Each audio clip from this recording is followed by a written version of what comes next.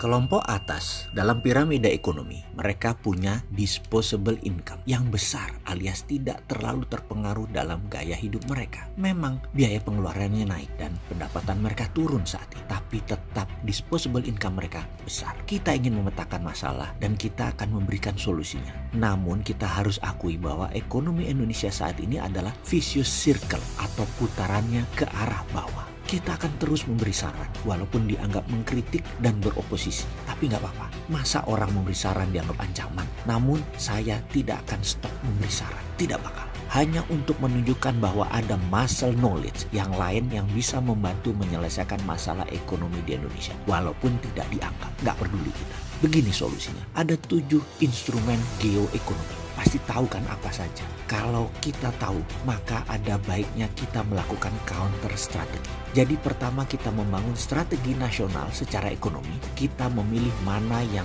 akan kita dominasi, mana yang akan kita mainkan di internasional, dan mana yang jadi alat tawar kekuatan nasional. Dalam dealing dan willing, alat tawar harus punya. Kalau tidak, bikin dulu roadmap-nya alat tawar ini. Kalau tidak, kita akan selalu jadi korban atau victim. Fakta saat ini kita tidak punya strategi nasional yang terbukti selama 4 tahun ini dan harus diakui. Dan jangan menyatakan dengan mengatakan ini masalah global. Tidak, buktinya apa? Singapura nggak kena impact tuh, Jepang, Taiwan, Korea Selatan nggak kena impact tuh karena mereka punya strategi ekonomi nasional. Yang nggak punya strategi ekonomi nasional ya pasti kena masalah. Masalah itu disebut masalah global. Oke, kita bantu bikin. Kita bantu dengan mengingatkan para pejabat. Ada 7 geoekonomi instrumen. Sudah tahu kan? Oke, kita lanjut. Kita jelaskan sedikit. Misalnya, kita semua tahu dalam 5 tahun terakhir Rusia mematikan gas dari Rusia ke Eropa lebih dari 3 kali demi mendapatkan harga murah barang impor dari Belanda, Belgia, dan Inggris masuk ke Rusia. Dan produk gandum dan wine Rusia harus diambil dengan harga tinggi oleh Belgia dan oleh Belanda karena produk Rusia itu dipajak tarif tinggi oleh Belanda dan Belgia. Strategi mematikan gas tersebut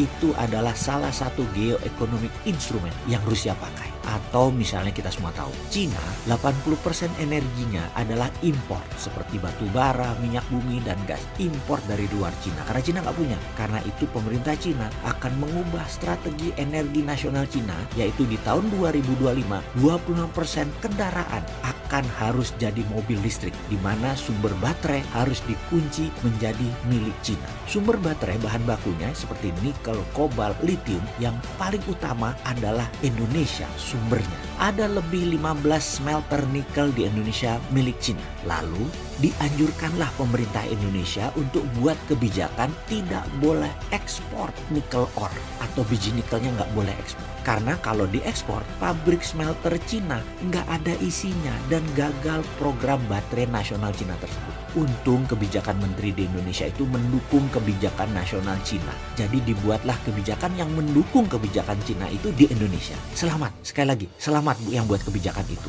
Cuman saya mau nanya, ini menteri presidennya tuh presiden Indonesia atau presiden Cina ya? Kok buat kebijakan selalu nguntungin Cina? Maaf loh ya, cuman tanya.